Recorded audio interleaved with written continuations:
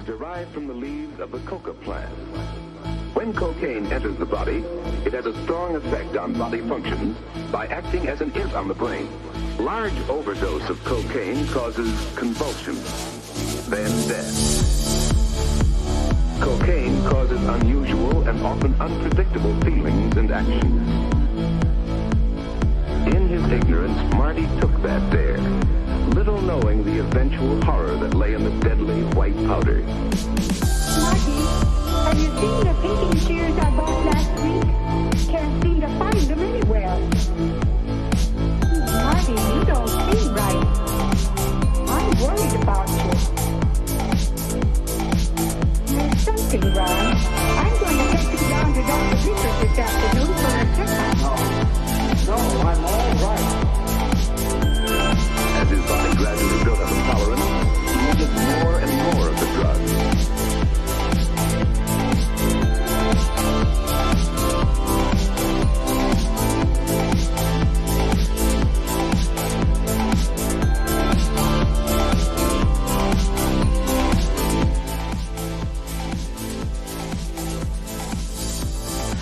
Oh my gosh. I don't know what's going on. So in my headphones, the music sounds really slow-mo. So hopefully that's not happening with the listeners' end. Let's just shut it off. Good evening, Bridge Sky here. K.I.S.S Recovery 101 podcast. Guess what? I'm messing with you. I am happy to say I'm not alone. You do not have to hear me solo reflect tonight. Do you want to introduce yourself, surprise, awesome guest? Yo, Ange in recovery and free indeed. Welcome, Ange. Thank you for doing this on the fly. So, I have decided I am at a point in my life. This kind of is going to go on a tangent here, solo reflection, where I'm taking space and I'm really being intentional with pretty much everything I do, especially outside my home. Service, work, the separate things. Service, work projects I take, relationships, friendships, all those things. I'm having an intention to really pause and really focus on the things that bring joy and purpose to my life, because I'm at this complacent stage. This happens to me quite often, but it's really I'm really at a standstill right now. So, and I really feel like every single day of my life, there's not enough time in the day. It is frustrating. So, with this podcast, here's where I'm at. Now, if you used to listen consistently, you might have noticed I've missed a few weeks here and there. I've been trying to be consistent. I'm consistent when I know I have a co-host or somebody with me. But when it takes more effort to try to find a guest, or even like tonight, write a paragraph that makes sense for other people, it makes me lose passion for it. Okay, just being open and honest here. So, what I've decided, and Ange, you've inspired me. See, just your presence already inspires me. Well, I don't need to do any of that, okay? Doing a podcast is good enough, okay? And I am more confident within myself that I can handle this. So, no matter what, Sundays, guest comes, host comes, or they don't, they flake again on me. Not naming any names. It's okay. I'm still just going to come on here, and I'm okay with being by myself, and people can turn it off. They don't have to listen. That's the nice thing. YouTube is out there to listen to later, but you all could just hit that stop button. Here's the nice thing, guys. It's live for a reason. I do actually want you to interact. I would love your feedback. Ooh, and this topic just came to me literally on the way over here. So you said yes. I'm like, get in the car, we're going. And driving over here, I'm like, let's talk about it's none of your damn business. None of ya. That's what I tell my children. None of ya. When they ask you stuff, it's not the business. But really, do you want to elaborate what I mean by, because that's part of the sentence. When someone says it's none of your business, I remember hearing this, and I was offended at first. Do you know what I'm talking about? I do know what you're talking about, and I have a funny saying that goes along with it. Opinions are like assholes. Everybody's got them. Love it. And sometimes it's valid, right? Sometimes we need to hear the hard stuff, the feedback. That's why we have trusted people in our lives, and we're going to be talking about who our circles are and who we surround ourselves with. But mostly, for me, I can only focus on my values and what is important to me and what is giving me life. If I let other people's opinions tear me down, then I'm giving my power away. So I definitely need to remember that other people's opinions could be valid, could be life-changing, and I need to just focus on what is in my best interest and my truth. So yeah, it's going to help me learn more about myself today as well. Thanks. Okay, that was beautiful. Anytime I hear the word opinion, I go right to the asshole thing. Because the truth is, yes, I believe that constructive, conversations or opinions, criticism, whatever, is welcomed when I welcome it, right? Or someone asks, for that. But suggestions, advice, any of that stuff, I want that to come from someone who knows me, right? Or at least cares and loves me. And but again, I ask for it, just not putting it out there. But I call the inner circle people. Those are the people that I do need to tell me like it is. Okay? And I will remind them too, like, I want you to hurt my feelings. Because a lot of times I don't see these things. My brain likes to protect myself unknowingly. And I'm not aware that I'm doing it again. So I think it's all in perception. That's where we're going tonight. So I remember when someone told me, it was Christine. Shout out, Christine. She was like, someone told her this, and when I heard it, they go, what someone else thinks of you is none of your business. I go, ew, that sounds rude. But how is that possible to not think about all the time what people are thinking about you, right? None of my business, but it's me. It's their thoughts, what they're saying, what they're doing. It's about me. Shouldn't I have a say in it? Shouldn't I care? Or, doesn't it make sense to care? And so I had to marinate on it for a while. And I found that it was perfect timing because I found this beautiful book called The Four Agreements that spells everything out in such a beautiful, whimsical way, but it all, for me, connected the dots. So, Edge, do you mind reading, or you want me to read? There's 4 major agreements. Number 1's the most important, okay? But number 2, I think, is rooted in this is how you are not I was able to stop worrying about what other people thought about me. In fact, I sit today, I don't give a shit at all, most of the time. The only people I really care about, the people that I really think about what they think of me is the people that I love. The people, my friendships, my relationships. I do want to know what they think, but honestly, it's not my first thought anymore. It's probably like my 5th thought. And I sometimes have to back up and be like, "Ooh, Sarah, was I rude right there? Did I say something rude? And she's so nice. Like, she'll catch me in other conversations and she'll be like, "Well, you're kind of intimidating." I'm like, "I'm intimidating? Really?" Like, so clue me in. So, but yeah, so 4 agreements, Miguel Rodriguez, Luis Rodriguez, I think it is. Anyway, changed my life, that book. Get it. But the second agreement is don't take anything personally. Do you want to just read a little bit from that? Yep. Don't take anything personally. The second agreement leads on from the first. Be impeccable with your word, and teaches how to respond when faced with someone who is not following the first agreement. It helps guide you on how to react when a person uses their words or actions against you. I'm totally going to go off on a tangent of being an addict and just the way that I think or worry or tend to go to an extreme. First thought wrong, right? So I really wish that was my first thought, is first thought wrong.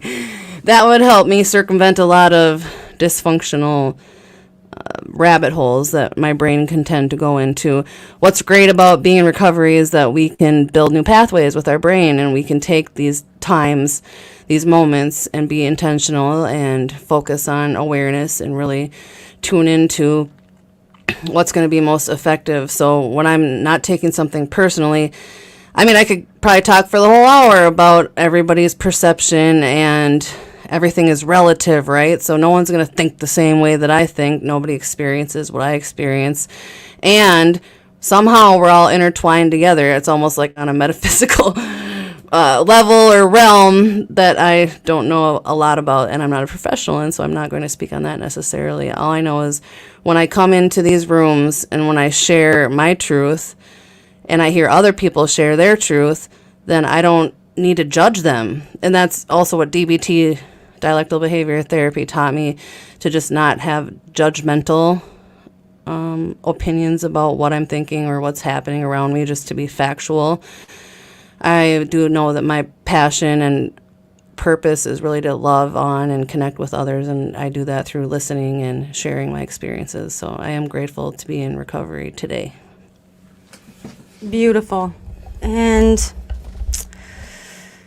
I could go off of 10 different things you just said, too. One thing I definitely, just to sum up everything you said, the first thing came to mind is think about what I'm thinking. That is not easy, okay? So it takes time and practice to think about the thoughts in my head. Now, I've always been a good listener. I've always been not social. So I've always listened. That's my go-to. And so when I've gotten this confidence and I do want to talk, I have to take a break sometimes, especially if I'm new meeting somebody, or if it's somebody, I start getting building this relationship with them, friendship, and my instinct is I want to protect them. I want to keep them safe. I want to be there for them, but I need to think about where my thoughts are going. Now, taking it to another level, here's something interesting, Ange. I'm in this whole minimalist. I've always been a minimalist, but I'm really taking it to a deeper level, because minimalism is not just about love people, use things. Okay, that's their whole MO code.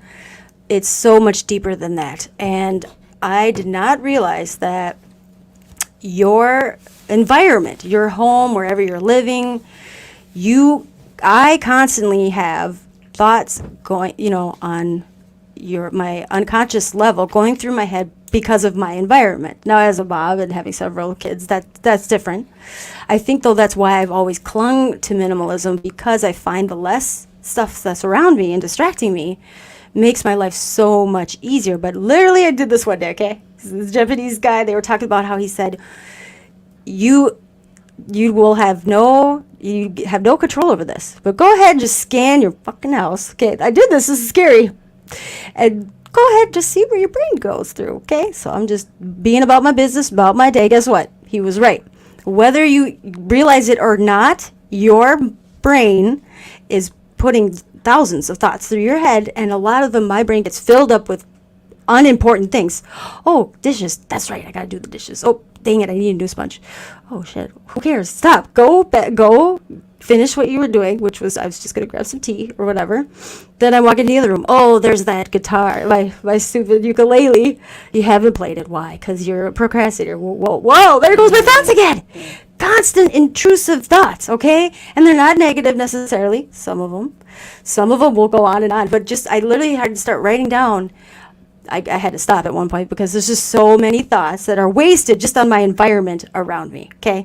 So I've been trying to really cleanse out my area, and I would suggest just having one area, start with a bedroom or a spot in the basement, whatever, that it is your Zen space, that you don't have these distracting things that make my brain think about so many unconscious things that I don't even want it. I waste my time thinking about. So, and it goes deep though, and that explains why when I was in toxic environments, that was negative energy all over. But why every night I go to bed, not every night, I feel unsatisfied with my life. Okay, I'm speaking my truth just where I sit today, right? Why do I feel that way? I feel accomplished. You're raising your head. Yeah. But before I pass by to you, here's where I'm at. I should not be. It takes me at least 5 minutes because I do a check-in every night. Don't shit on yourself. Don't shit on myself. I love that. I'm seriously asking myself, why does it take me 5 minutes when I'm reflecting on my day to be like, oh, yeah, that's right. I did accomplish that. That's a good thing. Oh, I did have that good quality moment with my son. Okay, that's a good thing. But usually it takes me a while because I feel restless. I feel unsatisfied. And I realize now it's because my time is being wasted on things that I don't find joy in. that I don't find satisfaction in. So, take the mic. Yes, I'm just going to piggyback on all of that. What you were talking about just reminded me of inventory. I hate to be like a big book thumper. This program does have a design for living that works if you work it. And along with our defects or things we struggle with, there's our assets. So, like you're saying, the things that we did well for the day, I guess a to-do list might help where you can check things off. Make a to-do list. Check that off. And I can tend to be really hard on myself. So there we go again with the intrusive thoughts. And really, I just need to keep practicing ways to grow. Sometimes, we were talking about this earlier, sometimes we have to grow through the hard stuff. We have to experience the pain and the trauma. We were also kind of going off on a tangent about ADHD. So we have these traits, right? These things we've picked up and learned along the way in our lives. And with toxicity, my ADHD is kind of like in heaven. So I'm focusing on the toxic nature. I'm focusing on what I can do differently.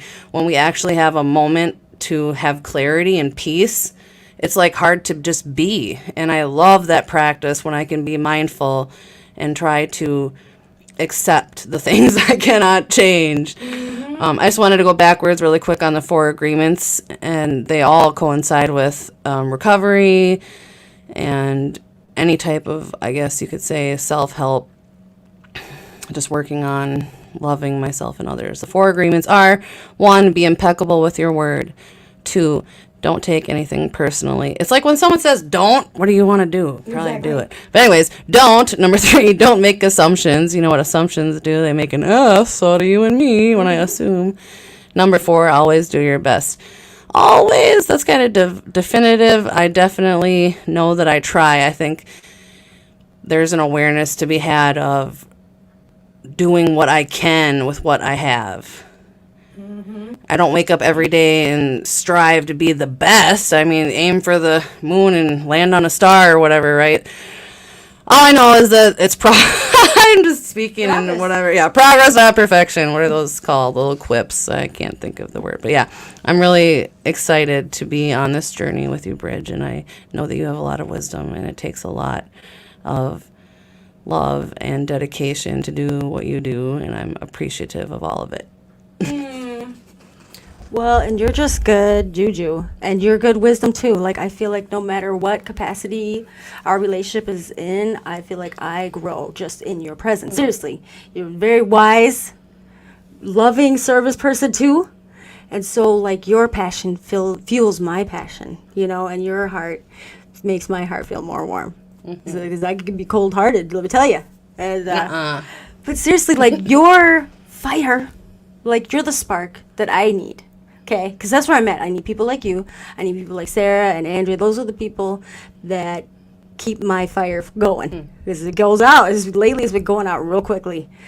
But I would say that, okay, here, number 4 for me, right? That's been a liability my whole life. Because the expectations. Like that. Liability, not defect. Yeah, my whole life. Because in my mind, my expectations for myself. See, I always still believe quality over quantity, right? Everything I'm going to do is going to be to the best of my ability. Unfortunately, that trickled into perfectionism, okay? So I like to say I'm a retired perfectionist now. I learned at DBT, the enemy of good is perfect, okay? And that took me, I was like, I don't get it. That don't make sense. It took me a minute. And I realized, like, this should have came easy. I feel, no shitting. It never came easy to me, like that simple concept. That's why I do this podcast. Keep it simple, okay? So make it good. Make it solid. Now when I plan anything, even if it's a meeting, even if it's just to go share my story, even if it's a Barbie movie get-together next week, make sure I got the good, solid pieces first. Then I can trickle in all the greatness of all the ideas and whatever I want to make it. But finding that pearl allows me to, okay, quality and the good, important pieces. All the fun stuff can come later. Where I sit now, I'm like, okay, get the good stuff done, and I can pawn off all the great, like, because I get OCD on stuff. So I let my friends that enjoy doing that stuff. You guys do all that stuff. Ooh, there's our first alarm. Ooh, that reminds me. There's other people. Okay, so listeners, again, it's been crickets. I get it. I've been a while. I've been away. You don't believe in me anymore. Seriously, comment it up. Say hi. Have you read the Four Agreements? What do you think of number 2? Don't take anything personally. Let's get into the other book I brought. But please comment away questions, viewpoints, opinions. I have not read this whole book, but Sarah, it's called The Tree-Spirited Woman, Colleen Baldrica. Fantastic perception, okay? This gave me the other piece of perception I couldn't put into words. It's beautiful. You ready? Okay, so perception is huge, right? And I feel like everyone, no matter what, we will all have our own perceptions of everything. Even if you're right, but you're wrong, you're still going to be right to you. Yeah, right? I'm looking at a 6, you see a 9. Correct. I can't say that's wrong. Right. This is that in a really pretty version. You ready? Wise version. I have ADHD, okay? So since she's sharing this reading with me, I'm picturing the willow tree in Pocahontas. Oh. Okay? You ready? Okay, so I'll just read a couple pieces and then you take over. Nobody wants to hear my voice all this time. Okay, it says, I have had many people tell me things they say are true, yet when I talk to someone else, I hear a different story. Can you tell me how I will know who is telling the truth? I asked. Tree-spirited woman looked at me with a sparkle in her eye and started to laugh. What you have said is true. People see situations differently and often argue about what is true. What people do not understand is that what you see or believe is their truth. I would like you to stand next to the birch tree near the large elm. I slowly stood and walked to where she pointed. I couldn't see Tree-Spirited Woman from where I was. The tree was blocking her. Now look closely at the tree and tell me exactly what you see, she directed. Well, there is a small patch on the birch tree that looks like someone had written on it. There is also a dead branch hanging down, resting against the trunk of the tree, and it looks like the deer may have eaten away at some of its bark. Looking at the tree, she said to me, "That is not my tree you are describing, for there is nothing that looks like writing anywhere on my tree, and it has no dead branches hanging down." "Wait a minute. Are you describing the birch tree here?" I said, moving where she could see me and pointing to the tree. "Yes, that is the one I see, and that is the one I am describing. There is writing or something that looks like writing on it, and a dead branch is hanging down along the side." I insisted. "You are mistaken," she told me. I started to get angry. I knew what I was saying was true. That's when she looked at me with that twinkle in her eye and asked me to come and stand next to her. Okay. When I was by her side, she began. "Look at my tree and tell me what you see." I looked closely at the tree. There was nothing that looked like writing or a dead branch anywhere. "You're right," I said. "From here, I don't see the writing or the dead branch." It is important to listen to others and to accept that there may be many truths to one story. Tree-Spirited Woman then continued. When people disagree, they fail to understand that both can be right. For every truth, there is an opposite truth. That is the way it is in life. Sheesh. Ding! Well, what of the people who intentionally tell lies? I asked. Uh-oh. There will be some who intentionally hide the truth. These people are often afraid of what the truth may bring, or they may have the need to impress others by their stories. Unfortunately, these people have yet to learn that not being truthful makes many of their life's problems. Looking into my eyes, she continued, "Do not judge these people harshly. It is not one's place to cast judgment among others." Just then, a deer ran through the woods, startling me. Tree-Spirited Woman slowly stood, looked at me, and said, "It is my sign.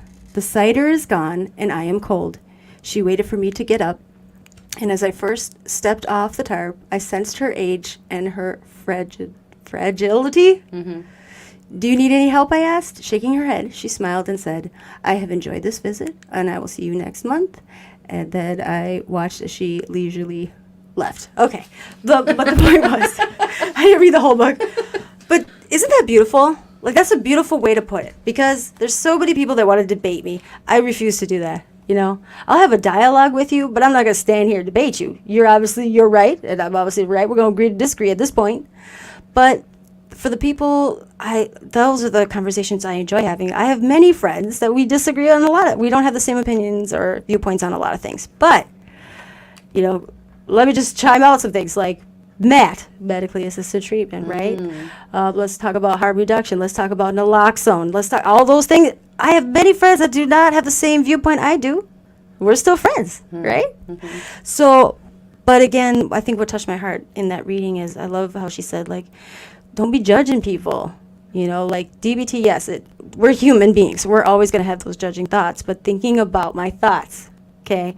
And especially if I get, like, I notice a big judgment popping in my head, I'm like, ooh, what's going on with me? Exactly. Why is this setting me off? Why am I going there? What's, in my inner child, what's just ringing a bell?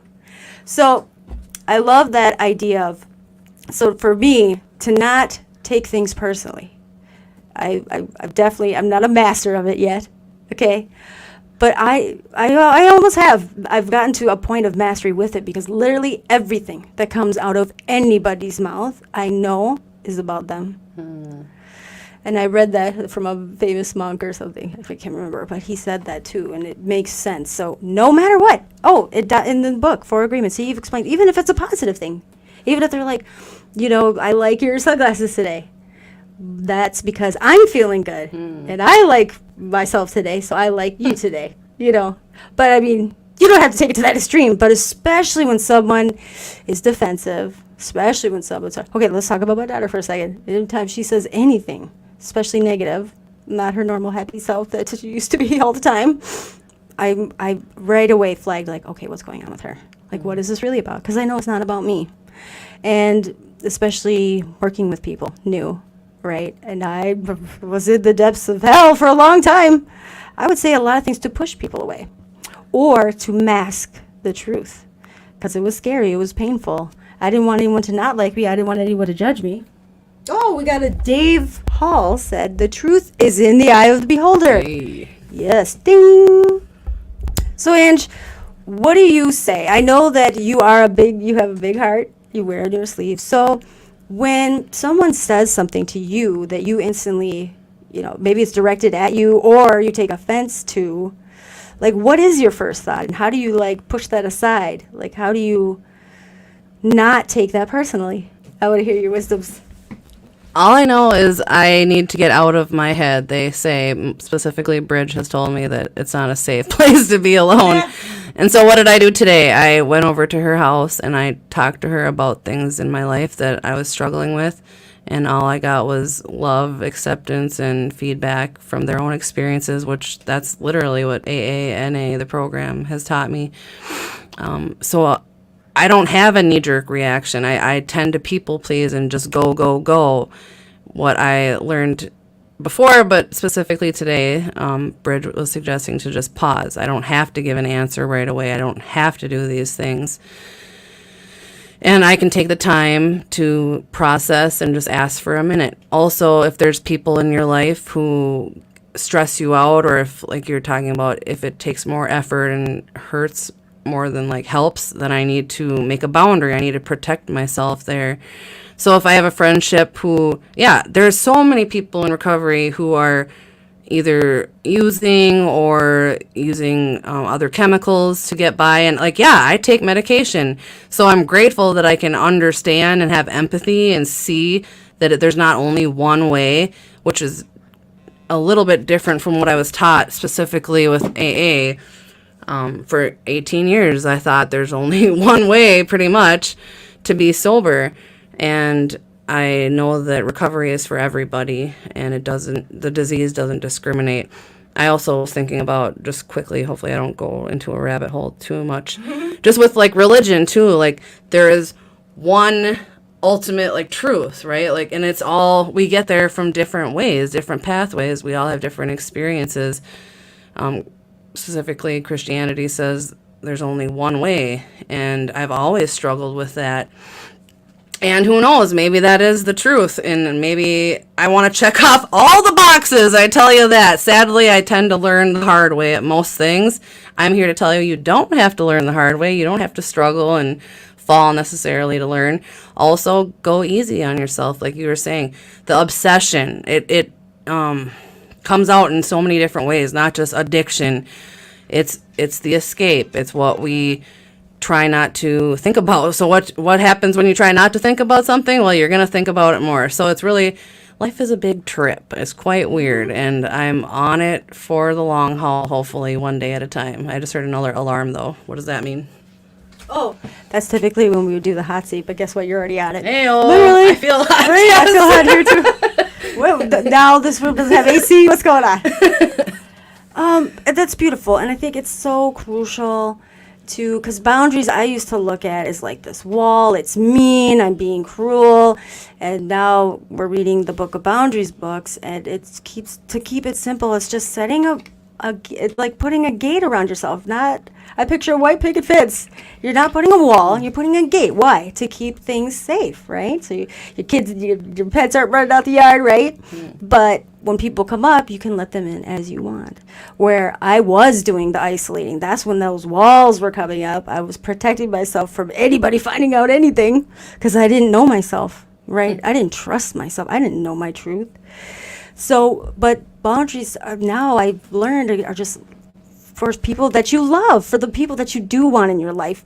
It's important because a lot of times, a lot of people I had to set boundaries with didn't even know where I was coming from, didn't even know I had an issue, right? Because I tried to be too nice all the time. Story of my childhood. So real boundaries are two things. They're kind and they're clear, okay? You got to keep them clear and you got to put them out there. Otherwise, you can't give people the benefit of the doubt. If they don't know, I don't know what I don't know. If you don't tell me something, how am I going to know, right? But I found that for me, it's crucial. I had to set boundaries, and I've learned now there's different levels, green, yellow, red. But once I hit my bottom of bottoms and I became angry, I used that anger in a healthy way, luckily. But I set a very harsh red boundary, and I said, for my mental health and for my recovery, I can't have you in my life right now. And boom, I said that out to everybody because I was in just such a toxic state myself. I didn't know who was healthy and not healthy. I couldn't be around nothing. I kept playing that game for 17 years. But here's what's great is I find even just like with roommates or my friends or coworkers, when something I can't, when I'm reflecting, I like to say self-reflecting or checking in. I don't I know inventory scares people. See, I'm a covert 12-stepper. But I find that for me, the self-reflection and check-in at night with a power greater than myself is crucial because one, like I said, is I have to find something that was good in the day. More for me, where I'm at right now, I need to find something that I completed, that I had on my list, but something that I feel good inside, satisfaction in. As soon as I do that, boom, it like lightens the load of, I didn't do all the things again. What am I doing in life? It helps restore my balance. But I think also, especially with other people, it is so easy for me to be by myself and my children. Like I have this tendency, I'm okay. My whole childhood was like that. Just be in my safe place by myself. But humans, as human beings, we need connection. And, but I have to do it with boundaries because if I don't, that's where I was getting like, what do they call it? Salt in the wounds. All the people I was there for, at the end of the day, none of them, they turned their back on me. I was in the hospital multiple times and they were done with me. And I'm not even mad at them. But the ones that I set the boundaries with everybody. But here's the thing. I'd say about 5 to 10 people came back, and they're like, yes, of course, I understand, and I'll give you your space. And a lot of them, though, did not ask to come back in, and I haven't seen them since. And you know what? I don't miss them because that speaks volumes. But the ones, I won't throw out names, but the ones that matter, they're here in my life. I'd say at least 5 that I know love me for me through the thick and thin, no judgments, and that's a true trust, genuine relationship, right? And then the ones, they're still like in my outer circle and I'm still going to care and whatever about them. And they've asked to come back and, I'm still hesitant, but I let them know right away, no, there won't be alcohol or use at my house, period. I can't be around it. And because I could have a reason, that's thoughts, intrusive thoughts will come in. I see you do this, all good. Well, maybe, I think more for me, I get set off when I see close people using every day. it looks like they're having a good time, and I stand here by myself saying, "Oh, recovery's great," and I'm gonna let you talk because otherwise I'm gonna go down the rabbit hole. No, I'm definitely on the same page as you. We did mention this earlier when I was talking about my situation. I got to attend my first pig, the NA camp out this weekend. Yeah, the dynamics, in my perception and my opinion, were different. I am in a different position in my life. I'm currently in treatment at Fellowship Recovery, so I can have my children there. So I went with my treatment people. I've been told recently more than once by more than one person that I need to stay in the middle of the herd. So what that means to me is I need to show up and I need to get in the middle. I need to ask for help. I need to tell on myself. There was say of people staying up all night and doing shotguns with Red Bulls and whatever, and it's like, I probably had a few too many Red Bulls and I stayed up most of the night. I slept in my car. I was like, whoa, what am I doing here? Does this really align with my recovery? It was fun, it was something that I wanted to do and something that I could have left. I drove myself. That's one thing too. I definitely, if you can show up, that's where you're going to find the most action, if you're actually taking the steps to get there. I had the same type of situation where I divorced my husband we were together 17 years, and I got out on my own and slowly started falling into using poor choices, surrounding myself with people who I thought were safe, and they turned out to not be. So even when I asked for help, I feel like if there is a higher power that was looking out for me, and to figure out what my will versus God's will was, I had to stumble and pretty much lose it all to get to the next chapter in my life. And I really am grateful to be able to come back here and to still have, my life, my family, at least my kids. I have a capacity to show up for them. So yeah, there's a lot to be grateful for. I guess that's what I really need to focus on, is all the good that's happening in my life, because I feel pretty hopeless and desperate right now. And I guess it's for recovery. I keep showing up. I keep coming to the meetings. I'm of service when I can be. We have meetings at Will Work for Recovery every day at 1. So if you guys need somewhere to hang out this summer, we'll definitely be doing that for sure through the summer. I run the meeting on Mondays, and so I'll just plug that a little bit. But yeah, there's always something to do. Do they still do Sunday Fun Days? They do every other week, Sunday Fun Day at Will Work for Recovery. Okay. That's on 2nd Avenue in Minneapolis. Oh, I love that place. Oh my gosh, it's so cool with couches, the basement. It's like food. Anybody's basement. Lots of food. Mm-hmm. But Will Work for Recovery. Okay, I'm glad you brought the action piece into it. So again, with me being a natural hermiter, it was really hard for me to push myself to get over my anxiety and people. And so to stop the thinking is I had to be action-based. Just do. Stop thinking. Do. And force myself. So it took a long time. But one thing I found is I always say this, though. I find a piece of recovery every day. Whatever that looks like. It could be a daily reading. Exactly. It could be a meeting. It could be just reaching out to one of my spotsy sisters or sponsor or, whatever, or just reading. And lately I've been into like recovery dharma. Now here's what I love about it. Because I instinctively do not like be feeling uncomfortable. Who does, right? But welcome it. Right. A nice warm blanket. Yes. In fact, now I've gotten to this point where I'm like, ooh, this is really uncomfortable. Call it out. This is really awkward. This is really painful. Mm-hmm. And instead of immediately trying to fix it, immediately trying to distract myself, immediately trying to, process, I just sit and listen to myself. Okay, but read this reading. So Recovery Dharma, I go on Wednesdays. It's fantastic. There's one every day. At the Lyric Building, 7 p.m. Yes. The 7 or 6? 6 p.m. Oh, sorry, 6. And here's what's beautiful. So and I'm new to this book, so that's why I really enjoy going, is we're reading stuff that's like new to me, but I love this piece of, it says, in general, there's a lot of truth in the cliche that burdens are lighter when they're shared, right? Ooh. Yes. Most of us have felt like an enormous weight has been removed from our shoulders when we made the choice to not be alone with our problems anymore. And as we experience that relief, we find that asking for help becomes easier and easier. The truth for many of us is that when we first come into recovery, we may not immediately have easy access to our inner wisdom. I underline that with a heart. Many of us have been relying on the delusion of fear and shame and reactivity as our guides. Say that again.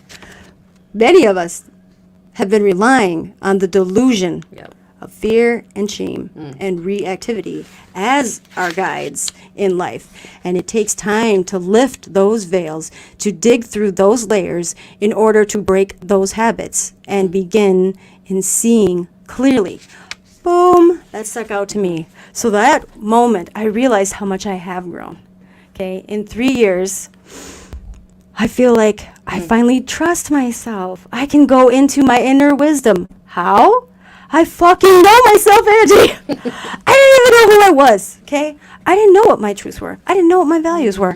I didn't know what I enjoyed in everyday life. My whole life was taking care of people around me because I felt like that is the only way I'm worthy of love. And control.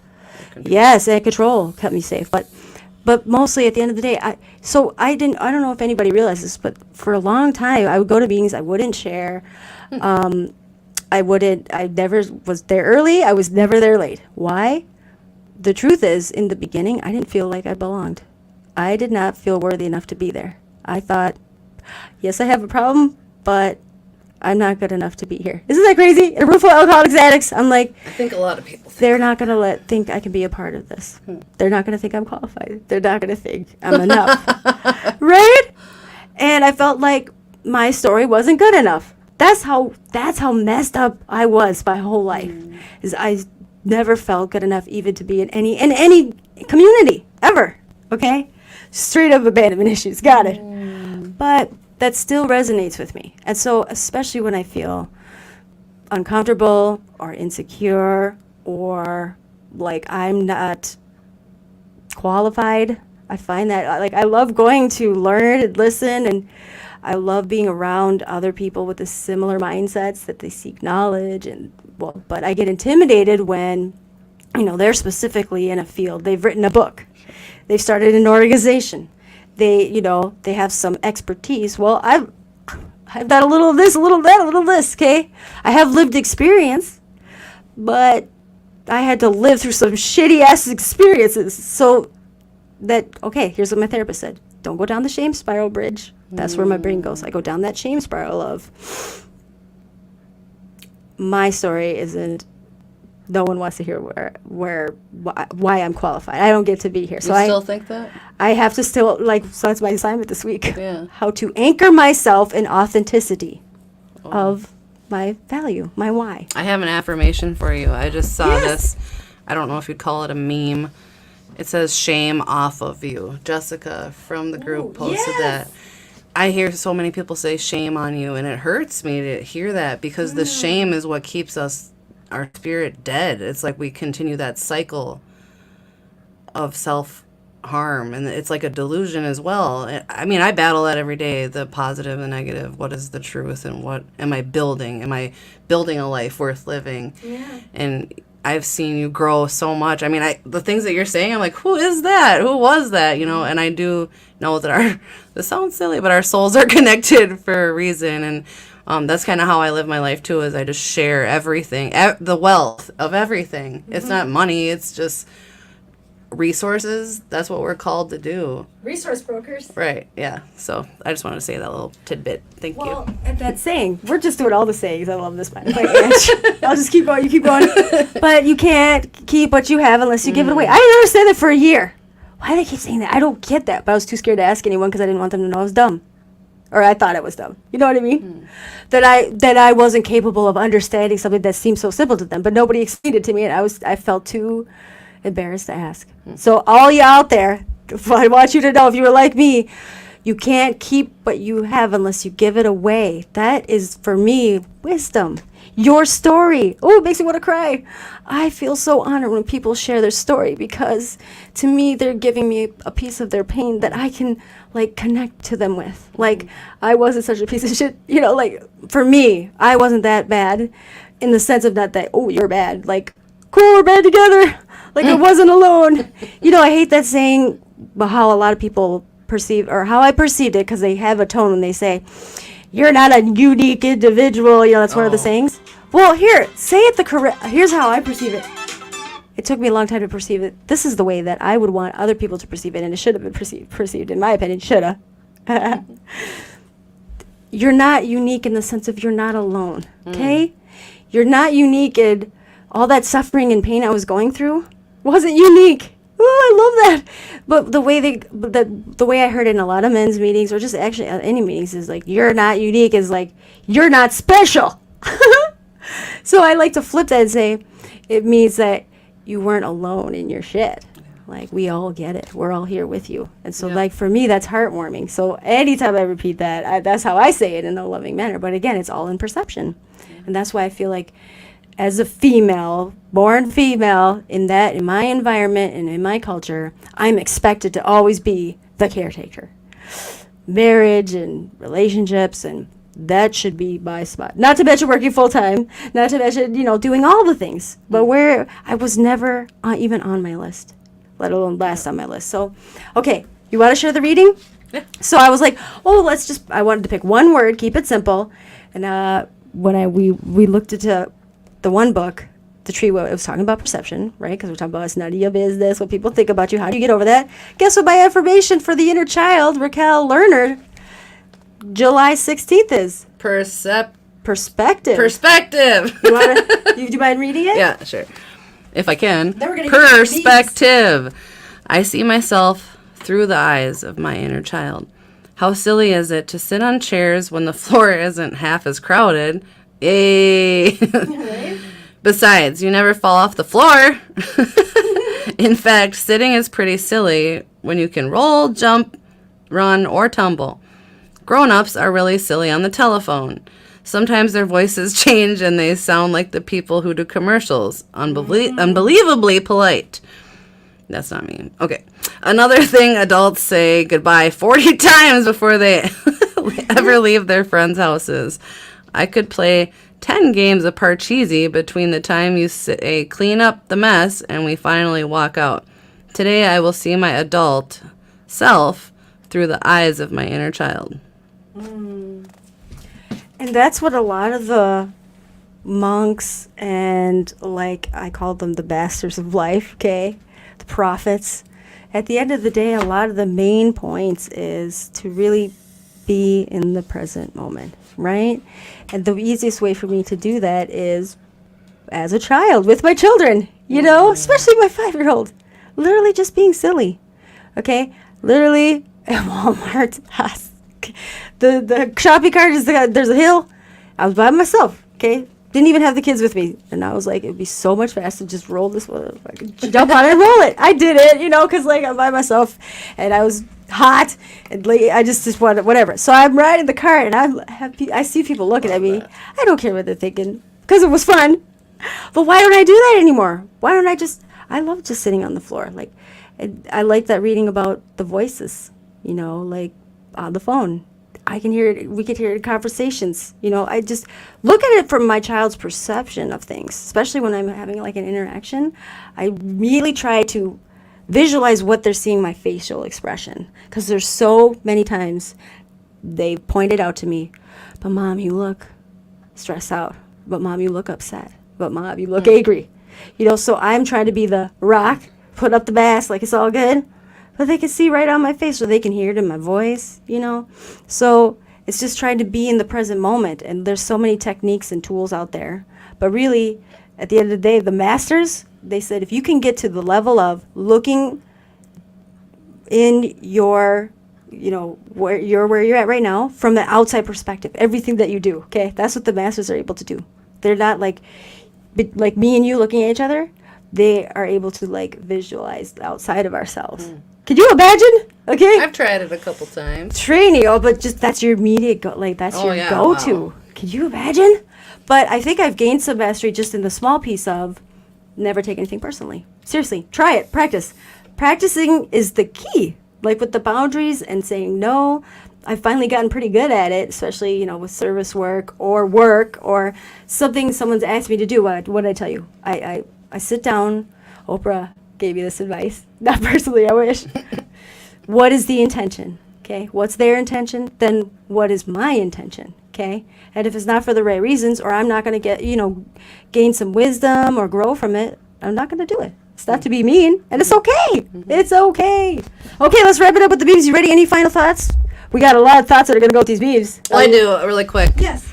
I have hope for our future, for our children, because we are, this sounds silly, the enlightened ones. I feel like we have the tools or power to pass this on to our kids, and they are a direct mirror of us, and I really love that about having children. But yeah, she said memes. I'm like the meme queen. And so, I got to do the sound effects. That's all I share on Facebook. Some are inappropriate, most are inappropriate, and I'm going to try to relate a lot of the memes to our perspective today. And they just bring me little pieces of joy. Yeah. Okay? Because even if I, didn't get this done, or I didn't get joy from baking a new cake, I was trying this new cupcake, whatever, silicone pan. It was fun, and it turned out fine. It was great or whatever, but I was like, I didn't get as much joy as I thought I was going to get. I didn't even want to take any pictures. I'll find a meme for that. Oh, okay, yeah. But summertime, I don't know if it's my astrology side or whatever. Summer is definitely. Oh, I can look at my patterns. It's my time that I'm very 0 to 10. It could be one way or the other. Okay, it's playing its little weird ad thing, so I just gotta get back. Oh, don't loop that. Okay, get back. But the beebs will just. I think we got like 9 of them, and oh my god, this app is so goofy. I get to describe them to you. Yeah, so again, I personally, I see YouTube all the time. I don't watch shit. I'm always listening. I just have my earbuds in. So for those that are just listening, please feel free to just read, describe the meme before you give it away. I think it kind of makes it more fun. Oh, here we go. Finally. Okay, no more ads. Oh, turn up the volume. See, it's playing an ad again. And now I clicked on the ad. Oh, here we go. And there we go. Theme time, everybody. All right, and we got 8 minutes. We can do it. Okay, beep number 1. I had to start it off with what you sent me, SpongeBob. I love him. Okay, so SpongeBob, I mean, he can't really say much other than he just looks like him. It says, her, you want to go upstairs? Me, sure. Her, you got protection? Me, why? What's up there? So, I mean, really. That's beautiful. And someone else has a different plan than we do, so really ask the questions, people. And here, it's SpongeBob. That's the naive, happy-go-lucky. Uh-oh, what's up there? Yeah. You don't go into the gutter. Yeah. Typically. Okay. Sarah gave you this one. Read this one. It's a sign. All right, yeah, a sign you'd put on your wall. I do not have ducks or a row. I have squirrels, and they're everywhere. My ducks are never in a row. As squirrel wide is very much my go. ADHD for me. Yeah. Squirrel. Ooh. Ready for this one? This one's for Ashley. Shout out. Shout out. So it's a hippie-looking woman with her shades on. She's cute. Chilling. I don't expect everything to be handed to me. Just set it down wherever. And that's just I feel like that's kind of powerful, That's confidence. I think it's cute, and I like it. I agree. It's okay to be full of yourself as long as you're not an asshole. Okay. Ooh, I like this one. Read that one. This girl looks like Cher on Clueless, but she has brown hair, and her arms are up in the air. All right, the first banner says, no, does not mean convince me. No is a full sentence. Correct. Do you find that, have you had, I don't know if you've had much practice, but when you're setting a boundary, or you just say, no, I'm going to pass on that. Or no, I don't agree with your side, aka let's talk about harm reduction, okay? For me, you can't help a dead addict, okay? First of all, I hate the term addict, but that's the lingo, or whatever. So I don't give a fucks what other people say when they're like, no, they need to do it this way. It needs to be this abstinence-based. If they're reducing harm and not dying, I'm okay with that. And if you have a problem with it, maybe you need to step aside and let the professional do their job. No, I'm just kidding. But seriously, when I say no, this is my stance. Unless I say, hey, let's have a conversation, which I've done and people have denied, but they want to continue to debate, that's when I take my pause and I walk away. Yep. Okay. Pause. Yes. Oh, it's hard to see. Do you want to describe that one? Yes, this one rings true to like the Four Agreements. It's a beautiful. It's like a cool dark picture with a darker shadow of a woman, but she's holding this light ball of light, and it says, "Abracadabra" is actually a Hebrew phrase meaning "I create what I speak." Now listen to this. Magic. Words are magic. Why? Because there can be so much power for good or for bad, right? I agree. Okay. Abracadabra. Okay, this is one I sent in. Kermit is looking at himself with a hooded black Dark. what do you version call of that? himself. Yeah. Villain.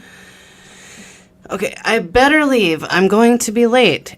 Inner me. The later you are, the less time you got to be there. So I actually live my life by these principles. I show up to things late, and I usually get in for free. And sometimes I get leftovers or whatever the case might be, and I tend to leave early too so I can beat the traffic. But yeah, so it's me against me all day, every day. Oh, yes. So this visual of Kermit is me. I guess I'm my own worst enemy.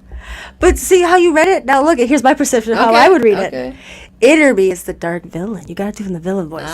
So better leave. I'm going to be late. Inner me is like, the later you are, the less time you gotta be there. So, this is true. There are certain things where I'm like, I got some time. And then there's things where I'm like, like bad moms, I like to just be early. I try. Yep. Ooh, Tupac. With his shirt off. Looking back. He says, sometimes you need your feelings hurt so you can wake up, focus on you and your goals. And I need the inner Tupac to come out often and really, like you're saying, hurt my feelings because I need to hear the hard truth that I might not be ready to hear. It just works that way with me and my higher power. Sometimes I'm willing and receptive, and sometimes I'm like, go fuck yourself. Right. Well, here's the thing is, especially when I get my go-to is anger, right away, I know it's because I'm hurt. And depending on the person, I will process it. Now, DBT taught me anger is a healthy emotion if you use it for, good, like help, to do good, okay? So, I love it when I get angry. I love when someone pisses me off because guess what? I'm going to get 10 things done and tell 10 people off that I've been just sitting on it. But it's not about them, right? Specifically, it might be something that I need to address. Now I have the fuel to address it. Of course, with the person, now this is, mind you, a person I care about. I don't want to flood that anger on them because it is directly, So that's how I use that power, literally. So, prime example, my daughter at her school, there was a lot of things going on, okay? I was angry at the school, okay? I was angry with the things going on. But I was also angry about some other things that happened. I had this interaction with the principal, okay? He's a good person, okay? He has a hard job. I get it. He, however, was rude to my roommate who came there to speak on behalf of my daughter. They asked us, we all came there to speak for our help. She interrupted him. Oh my God, she interrupted. How dare you invited us here to speak. She interrupted you. He cut her off and was like, excuse me, don't interrupt me, and ran his mouth. And I let him run his mouth because I didn't want to interrupt him, man. And by then I realized I had some fueled up anger from some other things. And I let him have it in a very nice way. But I stuck to what DBT taught me is evidence-based facts. So I said, hold on a sec. So my friend over there, by the way, is a retired teacher. Okay, this was in the back of my mind. And I said, he didn't know that, but I said, okay, so see how you're acting right now? See, your face is red. Your facial expression is very angry right now, okay? And if you talk to her, a grown adult like that, I can't imagine how you talk to my daughter. I was like, that is exactly why we're here and we have a problem. And then luckily I was like, about to lose it because he stared at me, right? So then, of course, my ex, who knows me pretty well, kind of stepped in with some words and some kindness. It was like, okay, oh, we're getting a little heated, but let's step back. But guess what? I made my valid point in the heat of that moment because I had this build. But that was like all the relief that I needed. It was healthy. I stood up for my friend. I stood up for my daughter. And I proved my point to this dude who's just like, you gotta let an adult talk to you? I can't imagine. But he just proved my daughter right. That he's rude and sometimes the way he addresses things. And, I understand they deal with it as kids. But that's my point is, you get to this point with practicing and practicing. Instead of taking anger out the people that is in front of your face that you love, you don't want to hurt, walk away, okay? Find another way. A lot of people exercise or you drive or whatever, but utilize it. For me, I'll use it to get things I've been putting on the back burner that I need to get done. I use it to fuel that because I'm so riled up physically. Okay, sorry, tangent. Keep going. Oh, I love this one. It's the little bat from Fern Gully. Oh, it was Robin Williams did the voice, and he had little antennas that buzzed his brain or whatever. Okay, so it shows the bat with his wings above his eyes and his mouth's open. He looks pretty distressed. 13-year-old me, scared to be a weirdo. Okay, I can relate. Yeah. Oh, yeah. Then he's peeking under his wing. It says 18-year-old me, realizing other people are also weird. Yes. Now he gets a little confidence, and it says... Actually, a lot of confidence. He looks pretty intense. Yeah. 25-year-old me trying to be as weird as possible to scare my family. I mean, I would do that to everybody. Yeah. And then now he just looks, in the last little frame, he looks goofy and happy and himself. 30-year-old me totally content with my level of weird. Right? That's me. Okay. I love weirdness now. I used to be so uncomfortable with my weirdness. Now I'm let my weird flag fly. Because I'm going to attract the other weirdos. And there's still capacity of weirdos I can't handle. It's not good for me. I don't know if they call that weird. Yeah, strange and Perverted scary. Yeah. But for the most part, that's why I immediately went to moth to flame of fire. Because I'm attracted to someone who's just open and out and blunt and real about their shit. And will sometimes say things you're like, oh, I can't believe she just said that. Ooh, I like her. Because that's where I'm finally at. It took me almost 40 years to finally just be upfront with my shit. But I'd rather put it out there. People don't like me, just go over there. And people like me, well, we're gonna be weird together. Perspective. Should we be done? It's 9:02. Yep. We gotta share some here. This is great. Okay, I'll go fast. You ready? Okay. So it's a shopping bag. I was at Patina. Oh, this is real? Towel. Yeah. Oh, I love it. It says, "Bitch, I am the secret ingredient." I want the towel. Ooh, put that on the list. Okay, this one's longer, but we won't chime off of it. It just is some wisdom. It says, your job is not to make your children become who you want them to become. The things that set them on fire is not for you to choose. Let them feed what they love and watch them burn to the horizon. They burn to the horizon. They are the fire, and you, mama, get to dance in the light. Ooh, goosebumps. Yes. So especially with my daughter, I'm she's just on fire right now. She's finding herself, and I'm just going to dance. I'm going to look forward to this new level. I think that's how the universe or higher power, God, looks at us too. Yeah. We're a work in progress. Yeah. Okay, this is Linus, right? Just read. It's funny. Don't look at the picture. Just read the words at the top first. When you're waiting for the cop to bring your license back, and 2 more squad cars pull up. Fuck. Yeah, little baby Linus says fuck. Yeah, because you tried to get through the stuff, say buying it until they had to go check your shit. You're like, uh-oh. Last one. It's just words. This is for you, Ange. I picked this one just for you to final up with. You inspire people who pretend to not even see you. Okay. Keep going. Dang. It's true, I know though. my worth, bitch. It's true, though. And I think for whatever reason, that would be I'd sit in the back. There'd be so many people. I'm like, they're so awesome. I know they're. I want to be us or whatever. I would never talk to them. I would never look at them. I just was too, whatever. But I saw them for sure. They come in the room. I'm like, oh, I can't wait to hear what they're gonna share. Oh, why'd they leave early? Dang it! I wish they invited me. That's never gonna happen. Invite yourself. That's my advice. Yeah. Okay. Oh, Facebook user said, this is me laughing out loud. Me, or picture. I'm so bad. What are those things called? Emojis. Emoji. Another Facebook user said, 100, 100, 100. Well, thank you, everybody, for listening in and interacting. I definitely encourage you next week. Is next week the 30th? I have no idea. I know that I Mike's live in coming today, back on the Bridge. 30th. Okay, me too. I don't even know what next week is, but I will make sure now that I'm on this plan. No more big posts, extravagant posts. I'm just going to show up Sundays, 8 o'clock live. Please join me. Enjoy the rest of your week, everybody. And let's put on the Kick-Ass Going Home music.